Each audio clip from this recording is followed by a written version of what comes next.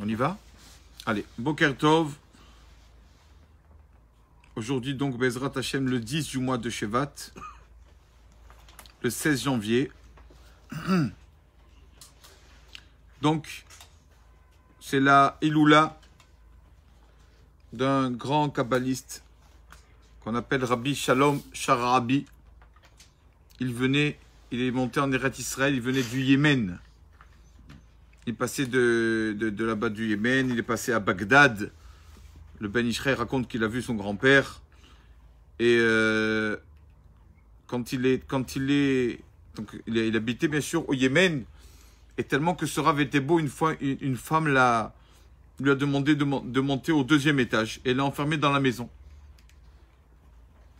Et bien sûr, elle lui a demandé de faire une bêtise. Et lui a dit, il n'y a pas de problème, ça va, d'accord. Il a vu qu'il était en danger. Elle avait un couteau. Elle dit, si tu ne veux pas une bêtise avec moi, je lui ai dit, il n'y a pas de problème. Je dois juste rentrer aux toilettes. Et donc il est rentré aux toilettes, il y avait une petite fenêtre. Et il a fait un vœu, il a dit à Kadosh Baruch Hu, si tu m'aides à sortir de là, je prends sur moi le néder, le vœu, de monter en Eretz Israël. Donc c'est pour ça qu'il est monté en Israël. Il est passé par cette petite fenêtre des toilettes et il est monté comme ça en Israël. On dit que ce rave, en fait, son histoire déjà, avant qu'il naisse, en fait, a commencé parce que il y avait un grand kabbaliste, le Harizal, Rabbi Yitzhak Luria, qui a dit à ses élèves, avant de mourir, un jour je reviendrai vous voir. Alors que le Harizal est un grand kabbaliste. Et en fait, le Harizal est revenu, bien sûr, en réincarnation, son âme est revenue dans le Rashash, Rabbi Shalom Sharabi. Donc il avait une partie du Harizal, donc c'était des géants, d'accord? Et donc c'est connu quand il est arrivé en Israël, il a fait le Shamash, d'accord? Il servait le thé au Tzadikim, tout ça, à la Yeshiva de Mekoubanim, à Bethel, tout ça, il servait. Il faisait comme ça, comme s'il ne connaissait pas. Et il entendait le Rosh Yeshiva, le Rav, donc le Rabbi Gedalia Chayoun, il l'entendait poser des questions. Et qu'est-ce qu'il faisait lui, le Rashash? Il était en train de balayer et tout. Qu'est-ce qu'il faisait? Le soir, il marquait la réponse au Rav et mettait dans le livre du Rav, du Rosh Yeshiva. Et le Rosh Yeshiva, Rabbi Gedalia, une fois, 2 fois, il dit, qui c'est? Qui de vous m'a mis la réponse dans mon livre? Et bien sûr, le Rashash, le Shamash ne dit rien, pas modestie. Alors, un jour, le Rosh Yeshiva, Rabbi Gedalia Chayoun, qui dit, j'ordonne à celui qui me met ses papiers dans mon livre, qui me donne les réponses, je veux le voir.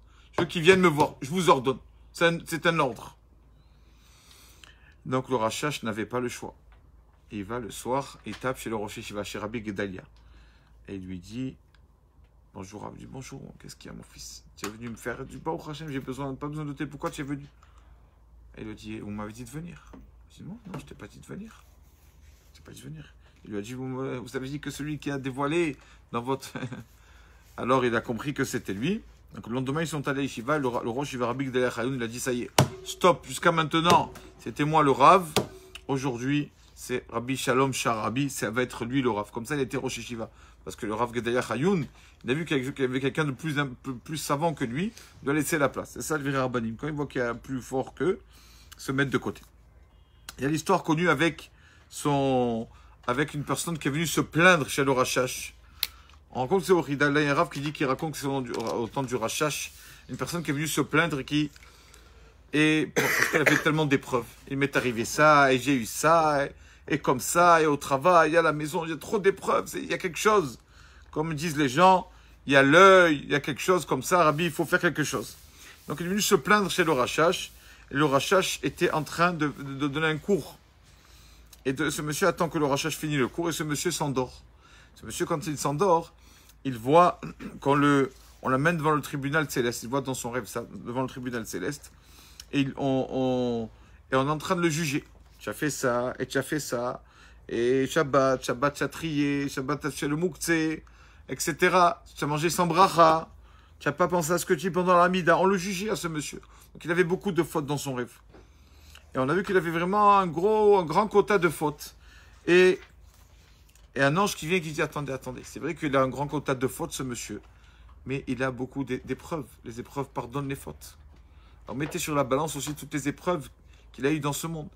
Et dans le rêve, on met des épreuves, encore des épreuves, encore des épreuves, encore des épreuves. Et on voit que la balance est égale, s'égalise. D'un côté les fautes, d'un côté les épreuves. Et alors ce monsieur qui se réveille, non pardon, il est dans le rêve qui dit encore un peu d'épreuves, encore un peu d'épreuves, s'il vous plaît, encore un peu d'épreuves. Et quand il dit ça, il se réveille. Et le Rachash qui dit, tu vois, voilà, tu as eu ta réponse tout seul. Tu n'as pas besoin de me parler. Comme ça, il lui a dit. Tellement que ce Rachash, c'était un tzaddik que, on dit que, il aura l'amour de Shomrei Mounim qui dit que quand les Arabes ont pillé les tombes du mont Har-Hazetim, il dit, j'ai vu qu'ils ont pillé la tombe du Rachash. Et il dit, Admour Shomrei Mounim, il dit, j'ai vu la tête du Rachash qui était entière. Donc ça fait 300 ans. Sa tête était entière, intacte, comme s'il venait de mourir.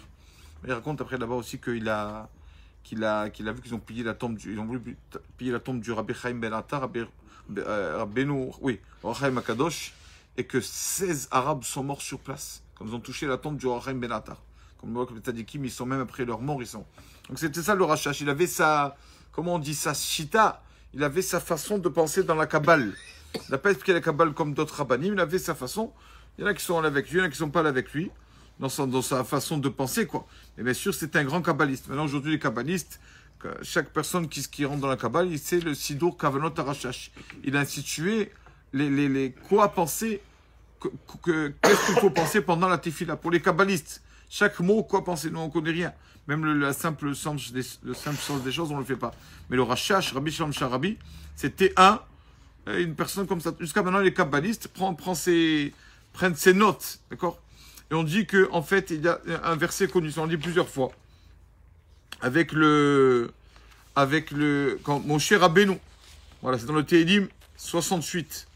Alita la marom, Shavita Shevi. Moshe Rabbeinu est monté donc dans le ciel, parce qu'il y avait là-bas des neshamot, des âmes, que les anges ne voulaient pas que ces âmes atterrissent sur terre, parce que ces âmes sont tellement hautes, des âmes tellement hautes, les anges ils ont dit on ne veut pas.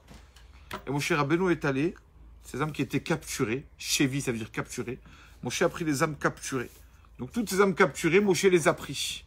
Capturées là-bas dans le verset, Alita Lamarom Shavita Shevi, c'est les âmes de Shin Bet Yud, Shevi. Toutes les âmes qui étaient tellement importantes, Moshe les a pris de force. C'est qui Shevi? Shin Bet Yud. Déjà, Shlomo Ben Yitzhak, c'est Rashi. C'est une âme tellement haute qui a fait tellement de bien au peuple d'Israël que les anges n'ont pas voulu. On a Yitzhak Ben Shlomo, Yud Ben Shin, c'est le Harizal, n'ont pas voulu. On a Israël Baal Shem Tov, le Baal Shem Tov, les anges n'ont pas voulu, Moshe Rabbeinu les a pris. Et qui on a aussi? On a le Rashash, Rabbi Shalom Sharabi, c'est Shalom Ben Yitzhak. Son âme aussi à lui, les anges n'ont pas voulu la laisser descendre, tellement que c'était quelqu'un de Kadosh. Les anges l'ont empêché, ils ont tout fait pour qu'il ne descende pas. Et Moshe Rabbeinu a fait descendre ses âmes dans la terre d'Israël. Donc c'est aujourd'hui le 10 Shevat, Saïloula. Celui qui veut, bien sûr, c'est une bonne chose d'allumer une bougie, de prier à Kadosh Baruch Hu. On ne dit pas, déjà, on ne parle pas au tzaddik au juste. On parle à Kadosh Baruch Hu par le mérite de ce tzaddik-là, le Rashash Rabbi Shalom Sharabi, qu'il exauce nos vœux. Amen. Amen.